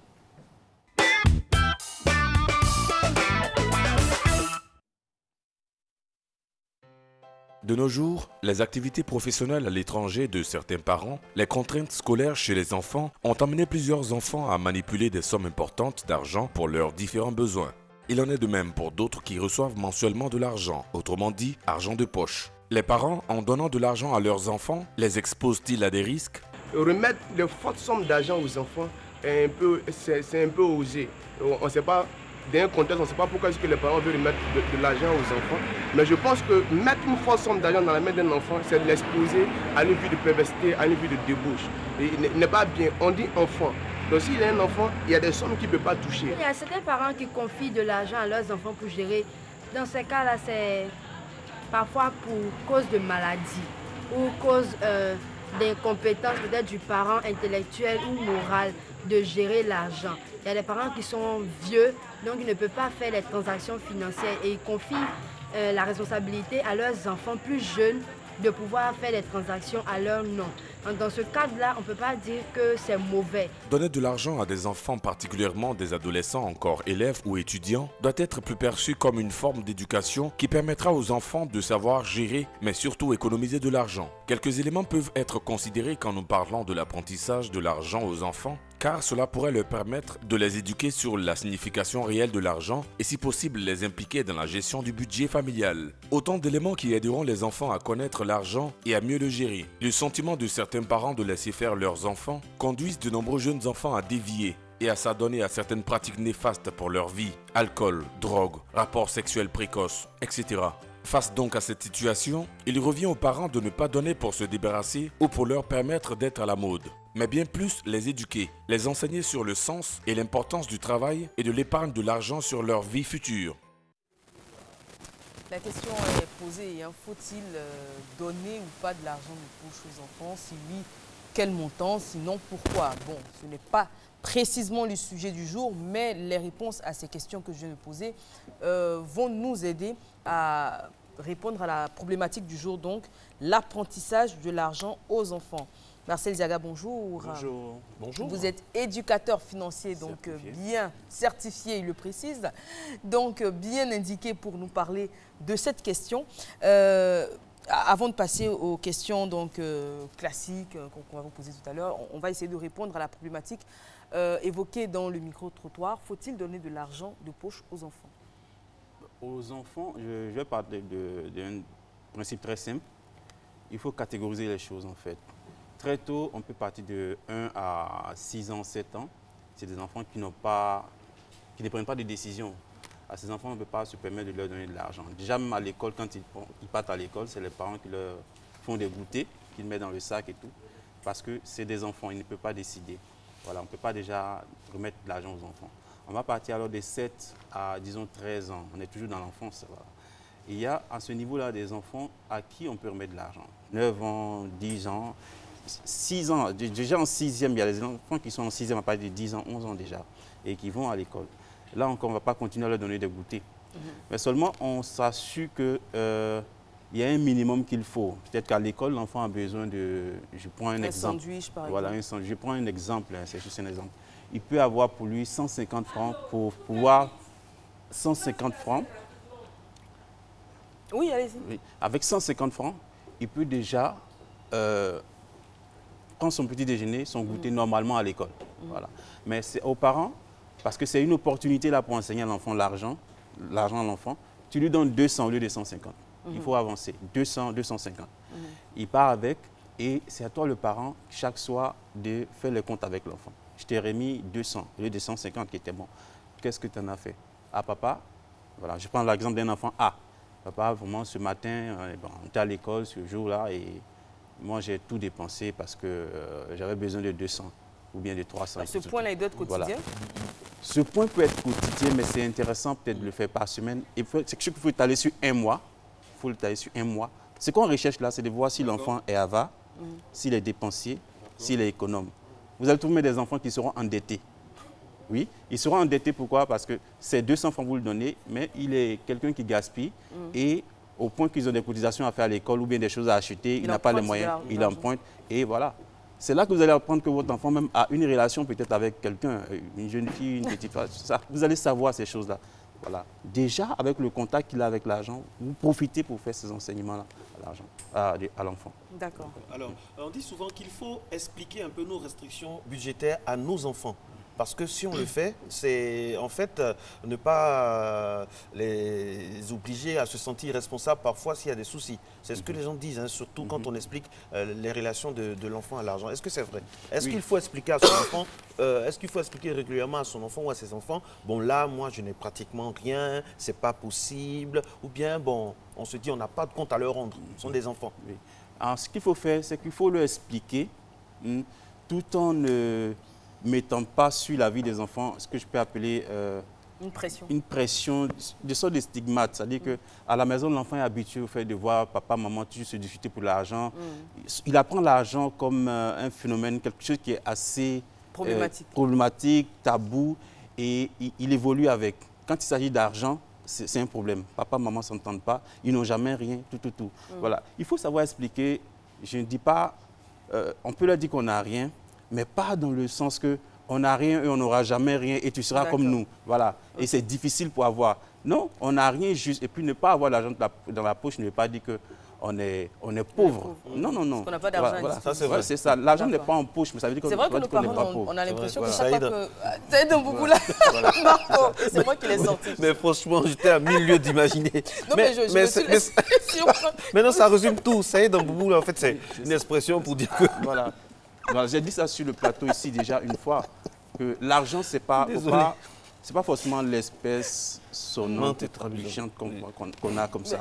Voilà. C'est d'abord une idée, c'est d'abord un plan, c'est d'abord une action. On a l'impression que nos parents, à chaque fois qu'on a demandé de l'argent, ils n'en avaient jamais. Oui. Enfin, avec le recul, c'est qu'on retient toujours les fois où papa dit non, j'ai pas d'argent, maman dit j'ai pas d'argent. Alors que c'est dans le boubou. Voilà, alors, parce que moi, par exemple, vite fait, ma mère, chaque fois qu'on lui demandait de l'argent, elle disait c'est mon dernier billet. Mais le dernier billet ne finissait jamais. Et c'était toujours son dernier billet, mais finalement, elle avait toujours un dernier billet. Alors, comment apprendre l'usage de l'argent aux enfants? Vous venez par exemple de nous donner un exemple avec l'argent de poche qui permet de savoir le caractère même de l'enfant dans sa gestion. Alors, quel intérêt finalement, je dirais, d'enseigner cet apprentissage-là de l'argent à l'enfant aussitôt? Aussitôt, voilà. Moi, je vais peut-être revenir sur un exemple que j'ai juste survolé ici. Mon fils a 7 ans. Il a 7 ans. C'est Otniel, on l'appelle. On va dire effectivement Oti. Ok, bébé Oti, mais bonjour. Quelqu'un qui demande chaque fois, papa, je veux de l'argent, ou bien il veut quelque chose, il veut du chocolat, il veut du lait, il veut tout. Sa source de revenus, ce sont les parents. Voilà. On a parlé de revenus ici. Voilà. En enseignant l'argent aux parents même. Le revenu, c'est là que l'enfant reste. Sa source de revenus, c'est le parent. Papa, je veux ça, je veux ça. On lui donne chaque fois. À Oti, on a acheté une balle à Djamé, 1500. Oti a pris la balle, il a déchiré la balle. Pourquoi tu le fais? Il veut autre chose. Et quand c'est comme ça, papa, je veux une autre balle. Sa source de revenus, il faut lui montrer comment est-ce que cette chose agit et comment on peut faire. On peut pas s'aider à ses moindres désirs. Voilà, aussi, oui. c'est ça, justement. Donc, du coup, on lui dit, mais cette fois-ci, ça ne passe pas comme ça. Maman, il n'aura pas d'argent. Il aura l'argent que lui me va se faire. Alors, je m'assois avec l'enfant. Je suis en train de lui enseigner comme ça. Tiens, tu vas acheter toi-même la balle à 1500. Ah, fais comment, papa? Voilà ce qu'on va faire. Chaque fois que tu as quelque chose, tu as une caisse. On lui a fait une caisse. Et tu n'as pas à demander l'argent à papa, ni à maman, ni aux étrangers qui viennent. Si on te remet, tu fais ce que tu peux faire pour garder ton argent, pour avoir ce qu'il faut, les 1500. Il ne sait pas ce que c'est que 1500. Mais chaque soir, il va voir maman pour calculer ce qu'il a dans sa caisse. Maman, est-ce que ça vaut 1500? Non, ça ne tient pas encore. Et l'enfant commence à réfléchir, mais comment il faut que j'ai ces 1500? Voilà. Au point que lorsqu'il y a un étranger qui vient à la maison et qu'on est en train de causer au salon, il est quelque part en train de vous écouter doucement. L'étranger peut dire, bon, ça c'est 200 francs pour Oti quand j'ai eu. Alors l'étranger part, il vient, papa, j'ai entendu qu'il y a 200 francs pour moi. Pour moi. Il est alerte. Là, effectivement, on lui remet, il met dans sa caisse. Très bien. Et jusqu'à ce que, ce qui nous a surpris, nous, c'est qu'un jour, il avait assez de jetons comme ça. Et il y a eu un problème. C'est-à-dire qu'il y a eu un moment où on avait besoin juste de 200, 300, quelque chose comme ça, des jetons. Oti était maintenant la caisse. C'est lui qui avait les jetons. On part à la boutique, je fais des achats. Et le reste, je dis, ben, au boutiquier, vous donne quelque chose à Oti pour 100 francs, quelque chose comme ça. Du chocolat.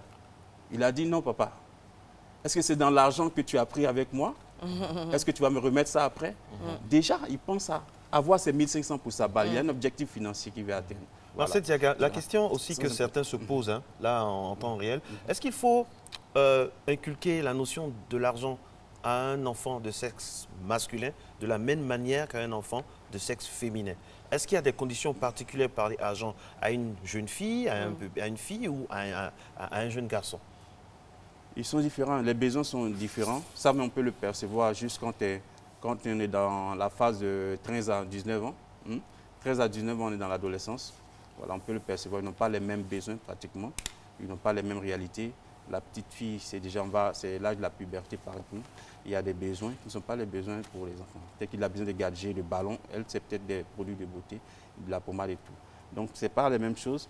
Et on ne va pas juste se baser sur le fait que c'est différents besoins et que pour chacun, il faut une certaine somme et l'autre pas une certaine somme. Donc, le truc, c'est que c'est juste de comprendre que c'est des enfants.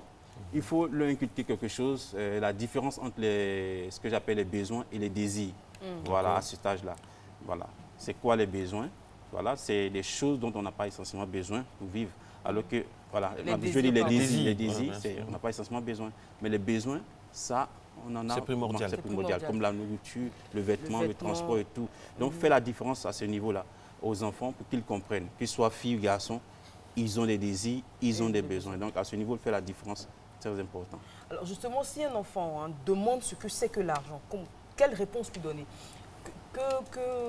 Qu'est-ce que l'enfant doit retenir de l'argent? C'est un moyen de s'offrir ce qu'on veut, c'est un moyen de pouvoir. Il ne faut pas y être accroché, quoique c'est nécessaire, voire indispensable pour vivre. Quelle valeur de l'argent est-ce qu'on doit transmettre à son enfant? Oui, ce qu'il faut transmettre, comme j'aime le dire, c'est les valeurs de l'intégrité, les valeurs d'honnêteté. Voilà, c'est vrai, on va définir l'argent comme un moyen pour s'acquérir des choses. Mais il faut déjà dire à l'enfant qu'autour de l'argent, il y a certaines valeurs qu'il faut, c'est-à-dire l'intégrité. L'argent ne se vole pas, l'argent se mérite, l'argent, on travaille pour l'avoir. L'argent, il y a un minimum qu'il faut faire pour l'avoir. Toutefois, j'ai donné l'exemple de mon fils tout à l'heure. Voilà, ça ne s'acquiert pas comme ça, il y a un minimum. À la maison, les parents peuvent instaurer des jeux. Chaque samedi, les chambres ne sont pas bien tenues. Vous arrangez votre chambre, vous avez 50 francs. Vous arrangez bien. Challenger l'enfant. Pour dire que l'argent se mérite quelque part, ça se recherche en fait. Justement, ça tombe tellement bien, nous sommes en phase avec les téléspectateurs. Par exemple, il n'est pas nécessaire, ça c'est selon M. Kadio, par exemple, il n'est pas nécessaire de parler avec votre enfant du prix du loyer et de l'électricité ou du montant de votre salaire. Par contre, expliquez-lui que dans la vie, il faut payer pour certaines choses qui sont indispensables pour être en santé et bien grandir. Un logement, le chauffage, la nourriture. Ensuite, s'il reste de l'argent, on peut décider d'acheter des choses pour se faire plaisir et s'amuser. Vous êtes d'accord avec cette... Non, je suis parfaitement d'accord avec ça. Et je salue l'internaute pour ça. Je suis parfaitement d'accord. Et c'est d'ajouter aussi, peut-être toujours dans la tranche de 13 ans, 19 ans, l'adolescence pour les enfants, pour les filles, pour les garçons, c'est que les parents, le minimum qu'ils peuvent faire, c'est d'associer peut-être les enfants aux questions de popote. Voilà, la popote, c'est combien il faut. Pas donner de l'argent aux enfants, mais lorsque maman fait son plan pour le mois, la petite fille ou le petit garçon est associé. Au point qu'ils peuvent contribuer même en semaine et tout. À maman, le budget que tu as fait par jour pour la popote, c'est peut-être 3 000, mais le prix de la viande a augmenté, le kilo est comme ça. Est-ce qu'on ne peut pas se rabattre un peu sur le poisson? Et en fin de mois, les deux ils font un peu un bilan de tout ça pour voir où est-ce qu'ils ont fait des économies. Mais l'enfant participe à ça. C'est déjà bon pour préparer la jeune fille, le jeune garçon pour demain, pour eux-mêmes quand ils auront affaire à ces questions de popote. Je veux dire qu'il faut profiter des petites occasions comme ça pour inculquer quelque chose au niveau financier aux enfants. Pour que l'argent soit finalement familier à l'enfant, parce que c'est vrai que dans nos cultures, ici, on fait presque de l'argent un tabou, ce qui fait que peut-être les enfants, même les ados, ont peur de grandir, peur demain d'en manquer, parce que tant qu'on est sous la coupe familiale du père ou de la mère ou de la mère, on se sent en sécurité. Mais la façon dont les parents parlent de l'argent, comme si voilà, c'est quelque chose d'introuvable, les temps sont durs, effectivement, on sait que les temps sont durs, mais c'est conversation un peu plus, on dira, délicate sur l'argent, il faut que les parents les aient à l'écart des enfants. Oui, un peu plus délicat. Voilà, quand c'est des problèmes vraiment graves. On va parler peut-être de 3 millions, 4 millions, des investissements assez importants. Voilà, mais des petites choses, comme je viens de les citer, on peut en parler. L'argent du marché, du mois. Et puis, il faut expliquer aux enfants que forcément, il ne suffit pas d'aller à la banque ou au guichet automatique pour avoir de l'argent. Parce que parfois, ils sont forts dans le mimétisme, mais ils voient un peu tous les gestes des parents. Il faut lui expliquer qu'il ne suffit pas d'aller à la banque ou au guichet automatique pour avoir de l'argent. C'est pourquoi il faut épargner, planifier les achats et puis aussi lui donner une tirelli ou une caisse, comme on dit, pour accumuler la monnaie. Il ne faut pas le faire par réflexe, parce qu'on est parent, parce que je suis parent, je donne une tirelli, mais non, parce que faut lui expliquer un peu le contour, pourquoi que l'argent ne s'acquiert pas si facilement. C'est ça. Je pense qu'il faut baliser, il faut mettre tout ça autour, c'est très important. Je reviens encore sur le planning, ce que j'ai montré, les 5 domaines clés de l'apprentissage de l'argent, en parlant du revenu, du crédit, de l'assurance, des dettes et puis des actifs. Pour les enfants, on est juste au niveau du revenu. Parce que notre source de revenus, sa source de revenus, l'enfant, c'est nous les parents.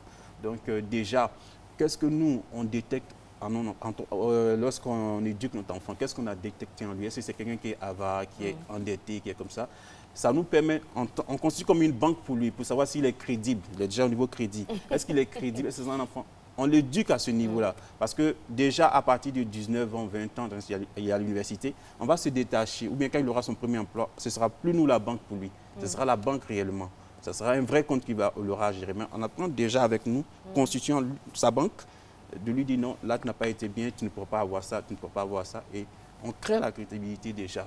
Voilà. Alors, comment redresser les choses si on se rend compte, en suivant vos conseils par exemple, que très tôt l'enfant a du mal avec l'argent, il a du mal à gérer son argent?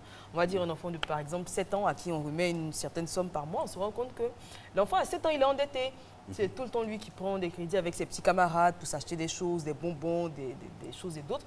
On redresse comment les choses à ce moment-là pour ne pas que ça... Là, c'est de taper fort pour dire que ce n'est pas une bonne chose et que déjà lui montrer ce que ça peut entraîner comme conséquence plus tard pour lui et que c'est dangereux. D'abord, il faut l'aider à sortir. De l'endettement. Il faut l'aider à sortir carrément, l'aider. Et oui, c'est clair. De toute façon, ce n'est pas ce qui se passe derrière.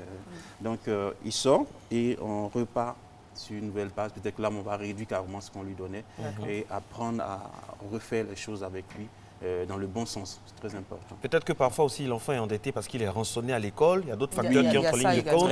Il y a quelqu'un qui l'attend avec son argent le matin et puis qui justement, fait qu'il est endetté. C'est tout ça qu'il faut... qu'on aura la chance de connaître si on commence à éduquer l'enfant. Voilà, tout à fait. Voilà. Alors, est-ce qu'il faut parler d'argent à votre enfant lorsque ce dernier ou cette dernière, c'est une fille ou un garçon, fait une crise à partir d'un refus? Je refuse de lui acheter sa poupée, je refuse de lui acheter son vélo, il me fait une crise. Est-ce que là, sur le champ comme ça, psychologiquement, c'est bien de lui parler d'argent? Ou bien attendre plus tard, quand ça va, la crise passe, lui expliquer maintenant le bien fondé. Oui, je n'ai pas pu t'acheter ceci parce que, de façon cartésienne. Oui, je pense que pour les enfants, il ne faut pas vous laisser passer la crise. Hein. C'est-à-dire que l'enfant, dans toutes ses émotions, dans tous ses états, parce que vous n'avez pas, vous laissez. Et après, vous prenez l'enfant de côté pour lui expliquer. Voilà. Parce que tout de suite, quand vous cédez, ça va toujours devenir des sondages comme ça pour vous à la maison. C'est pas facile en tant que parent, parfois, c'est pas facile de tenir. Mais c'est l'éducation. C'est l'éducation. Oui. Et oui. Voilà, je peux toujours revenir là-dessus pour dire que c'est tellement important de le savoir, de savoir cette éducation financière, parce que pour beaucoup, je dis malheureusement, on a appris ces choses-là un peu plus tard. Voilà, je salue des initiatives comme certaines écoles où la bourse, au lieu de la remettre directement aux élèves, on oublie ces élèves-là à avoir un petit compte, très important. On vit carrément la bourse pour leur apprendre déjà cette culture financière-là. Voilà, c'est très bon. Parce que déjà, donner l'argent main à main, l'enfant commence à dépenser. À avoir beaucoup d'argent comme ça, ça peut faire tourner la tête. Un compte qui est surveillé par les parents est très important. Voilà, c'est vrai, nous on a eu la chance d'avoir la bourse, mais c'était main à main. L'économe te remet et tu ne sais pas. À moins que les parents nous disent quand tu remets, viens directement à la maison. Voilà, donc c'est très important. Moi je me rappelle, on m'accompagnait pour prendre ma bourse. Voilà, oui, très important. Moi j'ai jamais été boursier. Enfin, alors, si on manque de pédagogie ou on a soi-même des problèmes de gestion d'argent et qu'on veut éviter que les enfants tombent dans ce même piège, vers qui se tourner pour l'apprentissage de l'argent? Oui, vers qui se tourner, c'est vers des spécialistes. Je dis encore, il y a des organismes, il y a des associations, il y a des structures privées et même peut-être étatiques, je ne sais pas, où on peut s'orienter soi-même pour apprendre, parce que c'est bon que les parents soient outillés à ce niveau-là, parce que si le parent lui-même a des lacunes, des erreurs, qu'il fait des décisions financières catastrophiques, et il va transmettre ces choses aux enfants. Il faut toi-même se faire former et alors on pourra alors enseigner. On n'a pas aussi besoin d'une très grande formation. Tout ce qu'on vient de citer, c'est des petites astuces qu'on peut communiquer aux enfants. Voilà, donc s'assurer d'avoir un certain nombre de choses, d'éléments qui peuvent aider les enfants et commencer très tôt à leur enseigner. Il ne faut pas mettre du temps à le faire. Et puis quand on parle de l'apprentissage de l'argent aux enfants, ça nous donne en même temps un boulevard pour l'apprentissage de l'enfant aux jeunes. On a l'impression parfois que quand on est étudiant, et ça c'est très francophone, c'est très très francophone. On a l'impression que quand on est étudiant, et vous l'avez évoqué ici une fois sur ce plateau, on n'a pas le droit d'investir, on n'a pas le droit de faire, de se lancer dans des affaires. Alors que les anglo-saxons, ils ne se gênent pas, déjà étudiants, ils peuvent acquérir un terrain, avoir une société, même en étant étudiant, qui fonctionne, qui marche. Et voilà. ça, je suis vraiment heureux d'entendre ça. Voilà, ça nous donne l'opportunité de tomber en même temps dans la tranche d'âge de 19 à 38 ans, qui est la phase d'accumulation. Vous allez voir 19 à 38 ans, c'est la phase d'accumulation. Et si on est passé à 38 ans, c'est trop tard? Je vais expliquer pourquoi c'est pas trop tard, mais quand même, il y a beaucoup de choses. Voilà, 19 à 38 ans, on est déjà dans la phase d'accumulation, c'est-à-dire accumuler. C'est la phase où peut-être on est à l'université, les parents nous aident. Et ce qu'il faut, c'est de créer des revenus. Voilà, on est dans la partie revenus. Voilà. On est peut-être dans la partie crédit, on a un compte, tout ça, mais c'est le moment de créer des revenus, de réfléchir, qu'est-ce que je peux mettre en place. Parce que pas réfléchir, je finis mes études, je suis employé dans une grande boîte. Ça se dit bien une grande boîte. On dit je suis en boîte, je suis en prison. C'est une grande boîte où tu es là, tu ne bouges pas du tout. Voilà. Non, il faut réfléchir. C'est vrai, les grandes boîtes existent, mais ce n'est pas là seulement que le revenu se trouve. Le revenu peut se trouver dans autre chose, dans les investissements, dans les petites boîtes aussi. Ou bien à l'air libre. Voilà, à réfléchir. Voilà. Et c'est dans cette tranche d'âge de 19 à 38 ans que se situent des gens comme Bill Gates en créant MS-DOS. C'est donc que se trouvent des gens comme Mark Zuckerberg en créant Facebook. C'est dans cette tranche d'âge-là que les gens se trouvent. C'est là qu'il faut... 19-38 ans. Il faut créer, il faut innover, il faut chercher. Donc 19 ans, voilà. En fait. 19, il y en a qui ont créé des structures, déjà étant à l'université, comme tu l'as dit. Déjà, c'est la phase d'accumulation. Il ne faut pas dépasser ça. Il faut que quelqu'un l'enfant de l'entrepreneuriat, toutes ces choses, déjà rapidement. Voilà. Et la phase de 38 à, on va dire, à 55 ans, c'est la phase de consolidation. Absolument. D'accord. Voilà. Ce n'est pas la concours maintenant. C'est la phase de consolidation. Mais je ne dis pas que c'est tard. Voilà. Il y en a qui sont surpris à 50 ans aussi et qui se retrouvent. Il y en a qui ont fait des choses à 50 ans. À 50 ans, oui. Voilà. Le numéro 3 fast-food, avec près de 40-50 ans, voilà. créé son fast-food, n'est-ce pas? Donc c'est possible, pour les mais je vois toutes ces choses que tu vas devoir sacrifier. On prépare la retraite entre 19 et 38 ans. Voilà. C'est-à-dire qu'on commence à travailler la phase d'accumulation, vous avez dit, à partir de 38 ans. La phase de consolidation jusqu'à 50 ans, et puis après, que tu as eu et tout. Et c'est la phase de jouissance. Dites à Eva que ce n'est pas inscrit dans du marbre. On peut oui, je sais, mais bon, ouais, c'est évident. Moi, je pense qu'elle en répond. À 41 ans, elle s'inquiète. Donc, je la comprends, je vous comprends. Mais ce n'est pas inscrit dans du marbre. On peut être au-delà de ça à 41. Je comprends qu'elle soit préoccupée à 41 ans. Non, pas du tout. Donc, après, il faut évoluer dans cette mentalité. Il y a encore de l'espoir. On peut toujours, un moment, on cherche du travail. Un moment, on travaille pour les gens. Un moment, les gens travaillent pour nous. Voilà, donc, ou bien notre argent travaille pour nous. C'est ce qui est intéressant d'ailleurs. Ouais. Donc, c'est dans ces phases-là, il faut s'inscrire. Voilà, 7 ans, 13 ans, c'est l'enfance. On est en train d'apprendre des petites astuces qu'on a données. 13, il va noter. Asseoir, savoir faire la différence entre ce qui est bon, ce qui est mal, et les désirs, les biens et tout. 13-19, on est dans l'adolescence. Voilà. Insouciance. Voilà, insouciance. Mais là aussi, très attention à tout ce qui est désir et choses. Et maintenant, 19, 38 ans, accumulation. Et 38 ans, 55 ans. Voilà. Consolidation. Et 55 ans à retraite. Jouissance. On joue à la retraite. Enfin, je préfère le mot. Voilà. Mais on peut prendre sa retraite un peu plus tôt. On est bien organisé. Alors, voilà cette phrase que notre réalisatrice apprécie beaucoup. Certains parents ont peur de décevoir leurs enfants en refusant de lui acheter un jouet, chaque cadeau étant perçu comme une preuve d'amour. Or, les mots d'amour, les dessins, le temps partagé, les bisous et les câlins ont beaucoup plus de valeur aux yeux de l'enfant et lui apportent plus de bonheur, même s'ils ne coûtent rien. Très bien dit. La gestion des émotions, des pulsions, toujours avec l'argent. Ce n'est pas parce que l'enfant va sauter, crier et tout qu'il faut donner. Je suis en train d'éduquer l'enfant avec l'argent, pas de ce genre de choses-là. Ça ne marche pas. Même si c'est dans le goût, c'est vrai que ça rend les enfants capricieux. Après, ils ont l'impression que tout leur est dû. Voilà, ils n'ont qu'à pleurer ou à geindre un peu pour tout avoir. Et c'est vrai qu'on a des adultes qui ont la quarantaine, la trentaine, mais qui ne savent absolument pas. Dans nos sociétés. Qui ont toujours l'impression qu'ils n'ont qu'à claquer des doigts. Voilà. Il faut revendiquer. Et tout ça est parti de la base, justement. Tout ça est parti de là. D'accord. Parce qu'on n'a aucune éducation à ce niveau-là. Il faut juste réclamer avec force, il faut crier, tempêter, ça sort. Crier, tempêter. Non, ça ne sort pas comme ça. Ça sort avec intelligence, avec un plan, avec une action. Et on voit ça sur le comportement des gens. Il y a des personnes dans leur comportement qui veulent absolument avoir la portion qui ne veulent pas vraiment se sacrifier pour avoir la portion congrue. Il y a des gens qui veulent tout avoir. Et ça trouve l'origine dans le fait que, à l'enfance, on leur a tout donné. On leur a tout accordé sans difficulté. C'est pas bon. Il faut manier aussi la psychologie, la gentillesse, comme on dit. En tout cas, c'est une occasion assez rare, assez intéressante pour les parents d'apprendre l'argent aux enfants. Le contact avec l'argent, voilà, tout ce qu'on leur remet, tout ça. Voilà, je vois que les gens apprennent l'argent aux enfants seuls. Ça peut se faire avec les parents. Mais si à l'école, les gens instaurent ça, c'est aussi bon. C'est vrai qu'on a l'entrepreneuriat qui est instauré. On peut profiter de ces choses-là pour enseigner ces choses aux enfants. Mais il faut en synergie, parents et enseignants, ce sera encore mieux. Très bien, merci beaucoup. Et puis on interpelle pourquoi pas le ministère de l'Éducation nationale, pourquoi ne pas donner des cours d'éducation financière aux élèves, à partir peut-être du collège jusqu'au lycée.